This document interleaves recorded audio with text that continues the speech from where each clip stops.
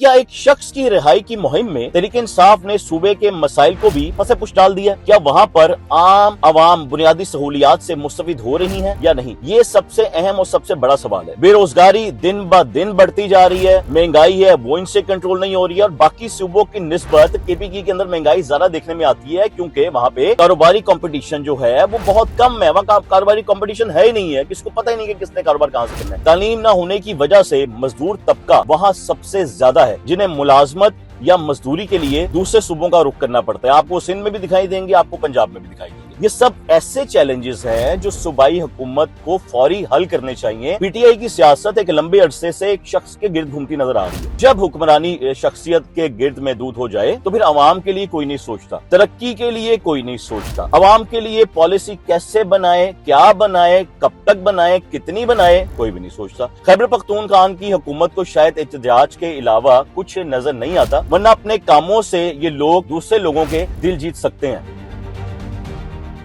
अस्सलाम वालेकुम, मेरा जुनून के साथ मैं हूं मोहम्मद आतिफ भट्टी। बड़ी अहम बात है कि जी खैबर पख्तूनख्वा के मसाइल के हल पर तवज्जो ना देने की वजह से आज भी सूबे में मकामी अवामी नुमाइंदे सरापा एहतजाज हैं। सियासी डायलॉग्स और जमाती सियासी जंग अपनी जगह, लेकिन क्या एक शख्स की रिहाई की मुहिम में तहरीके इंसाफ ने सूबे के मसाइल को भी पसे पुश डाल दिया? क्या वहां पर आम आवाम बुनियादी सहूलियात से मुस्तफिद हो रही हैं या नहीं? ये सबसे अहम और सबसे बड़ा सवाल है क्योंकि किसी भी सूबे की अवाम हो, किसी भी शहर की अवाम हो, किसी भी इलाके की अवाम हो, वो अपने नुमाइंदे इसलिए चुनती है कि उनके मसाइल हल किए जाएं। अब सवाल यह है कि खैबर पख्तूनख्वा जैसे चैलेंजेस से भरे हुए सूबे में एक फर्द की रिहाई को अवामी मसाइल पर फोकियत देना कहां की अक्लमंदी है? ये सीधी सीधी एक बहुत बड़ी बेवकूफी है कि आप अपना सारा काम छोड़ के अपनी तवज्जो एक तरफ लगा दें। सूबे की नुमाइंदगी संभालने के बाद क्या पाकिस्तान तहरीके इंसाफ ने अपनी सियासी जिम्मेदारी का रुख सही डायरेक्शन में रखा हुआ था? क्या आज भी उनका जो रुख है वो सही है? ये सवाल है। इस सवाल का जवाब हमें वहां के नए केपी जो खैबर पख्तूनख्वा के नए सीएम है उन्होंने देना है, उनको देना चाहिए। सूबे की अवाम को आज भी जिन मुआशी और अमनो अमान के मसाइल का सामना है वो शायद आज से पहले कभी नहीं था। खैबर पख्तूनख्वा को दरपेश मसाइल किसी से भी छुपे हुए नहीं है। अमनो अमान की सूरत हाल सबके सामने है, दहशत गर्दी के वाकयात सबके सामने हैं जिनका मुकाबला हमारी पाक फोर्सेस अपनी शहादतें देकर कर रही है, अपनी कुर्बानियां देकर कर रही है और वहां पर भी सियासी मदाखलत शामिल हो जाती है। वहां के रिहायशियों को रोजगार के मौके नहीं मिल रहे, तरक्याती मंसूबे सिर्फ ऐलानात तक महदूद और कभी कभी वो भी नहीं किए जाते। कभी हमने कोई ऐसी पॉलिसी या ऐसी स्कीम नहीं देखी जिसमें अवाम की फलाह बहबूद, उनके बेहतर मुस्तकबिल की हमें कोई बात दिखाई दे रही हो। सेहत हो, तालीम हो, इनके शोबे में हमें किसी भी किस्म की कोई पेशरफ्त अभी तक दिखाई नहीं दे रही है। बेरोजगारी दिन ब दिन बढ़ती जा रही है, महंगाई है वो इनसे कंट्रोल नहीं हो रही है और बाकी सूबों की निस्बत केपीकी के अंदर महंगाई ज्यादा देखने में आती है क्योंकि वहां पे कारोबारी कंपटीशन जो है वो बहुत कम है। वहां कारोबारी कंपटीशन है ही नहीं है, किसको पता ही नहीं कि किसने कारोबार कहां से करना है।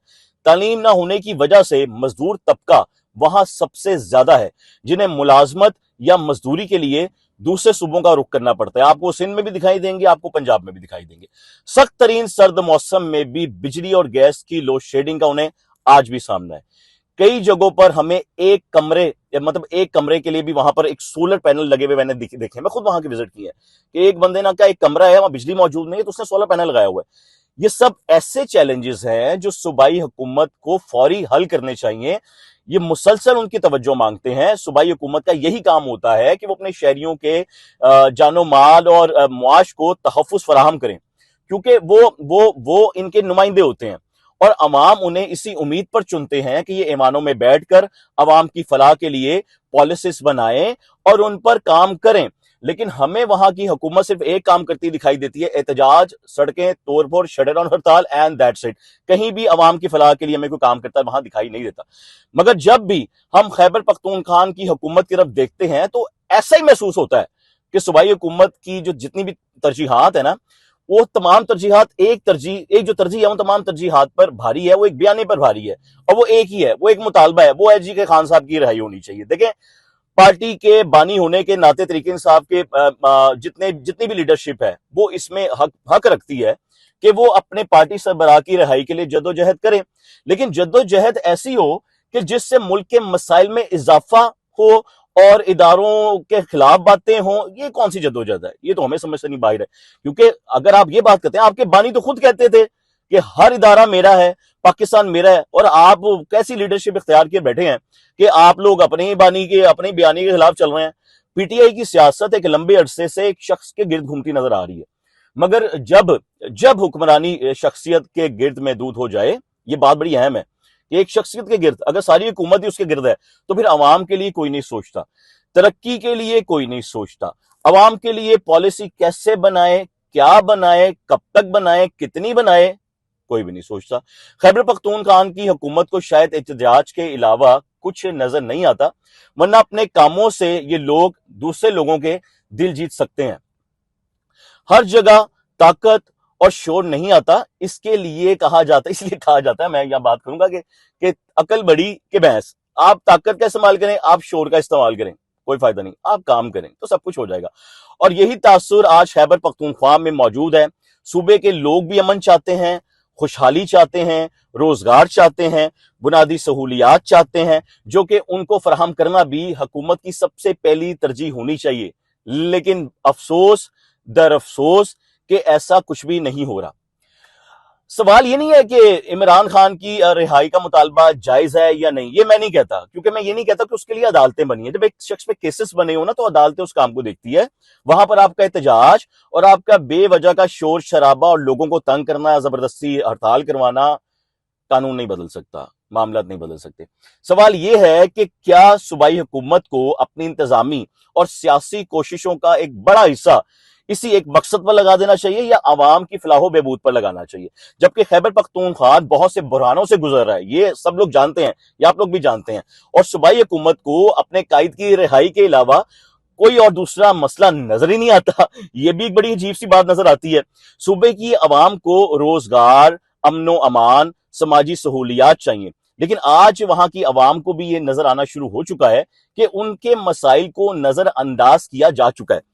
صوبائی حکومت کی توجہ صرف اور صرف سیاست پر مرکوز ہو چکی ہے، اس میں کوئی شک نہیں۔ اور اگر خیبر پختونخوا کی حکومت کی سیاست کو بھی اگر ہم لوگ دیکھ لیں تو وہ بھی اب تک اس میں ہمیں تو ناکام نظر آئی ہے، اگر ہم لوگ اس پر دیکھا جائے، کیونکہ انہوں نے اپنا سارا بیانیہ، اپنی ساری جدوجہد نہ صرف ایک طرف لگائی ہوئی ہے۔ دیکھیں حکومت کیا ہوتی ہے، ایک عوام دوست سیاسی جماعت کہہ لیں یا حکومت کہہ لیں، وہ ہوتی ہے کہ جو ایک وقت میں دونوں طرف کھیل سکیں، یعنی دونوں محاذ پہ بڑا بہترین کھیل سکیں، یعنی قانونی جنگ ہو یا سیاسی جنگ ہو، دونوں کو سنبھال سکیں اور عوام کو کہیں بھی نظر انداز نہ کریں۔ لیکن یہاں پر ہمیں خیبر پختونخوا کی حکومت ایک شخص کے اوپر اپنی عوام کو زیادہ رس انداز ہوتی ہوئی دکھائی دیتی ہے۔ ہم تو یہ دیکھتے ہیں اگر جسم کے ایک حصے میں کمزوری ہو جائے نا تو یاد رکھیں کہ پورا جسم پر اس کے اثرات آتے ہیں۔ یہ بات کو میں ذرا وہاں پر اس لیے میچ کر رہا ہوں۔ یہی وجہ ہے کہ ایک شخص پر اتنی توجہ دے دی گئی ہے کہ صوبے میں آج بھی عوام سراپا احتجاج ہے، کیوں کہ جی انہیں ان کا حق نہیں مل رہا، انہیں ان کے بنیادی سہولیات نہیں مل رہے، اور اپنا حق لینے کے لیے انہیں سڑکوں پر آنا پڑ رہا ہے، اور سڑکوں پر آنے کے لیے وہ تیار بھی ہو چکے ہیں۔ اگر خیبر پختونخوا میں امن بہتر ہو، معیشت بہتر ہو، عوام کو ریلیف ملے، تو شاید مجھے لگتا ہے کہ ان کے جو لیڈر ہیں خان صاحب، ان کی رہائی کی مہم میں بھی عوامی مدد میں انہیں شاید مل جائے، کہ وہ عوام کے دل میں آپ کو جگہ کرنی پڑتی ہے۔ مگر اگر صوبے کی کارکردگی کمزور ہو اور تمام توجہ ایک فرد پر لگا دی جائے تو پھر تو بچہ بھی کہے گا جی پارٹی نے صوبے کو سیاسی مہم کا کھڑا بنا دیا اور ہمارے مستقبل کے بارے میں کچھ بھی نہیں سوچا، ہماری فلاح کے بارے میں کچھ بھی نہیں سوچا۔ حکمرانی کرنی ہے تو عوامی فلاح و بہبود کو فرسٹ پرائیورٹی پر رکھا جانا چاہیے، اور رکھا جائے گا تو ہی کام ہوں گے۔ امن قائم کرنا ہوگا، معاشی استحکام لازمی لانا ہوگا۔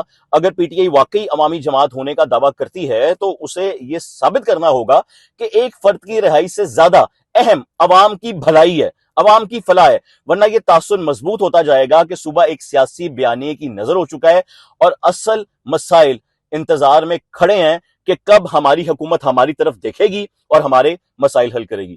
ویڈیو اگر آپ کو پسند آئی تو پلیز کائنڈلی اپنے کمنٹ کر کے اپنی رائے لازمی دیجیے گا کہ میں نے کیا ٹھیک کہا ہے، اور اگلی ویڈیو تک کا انتظار کیجیے گا۔ تب تک اللہ حافظ۔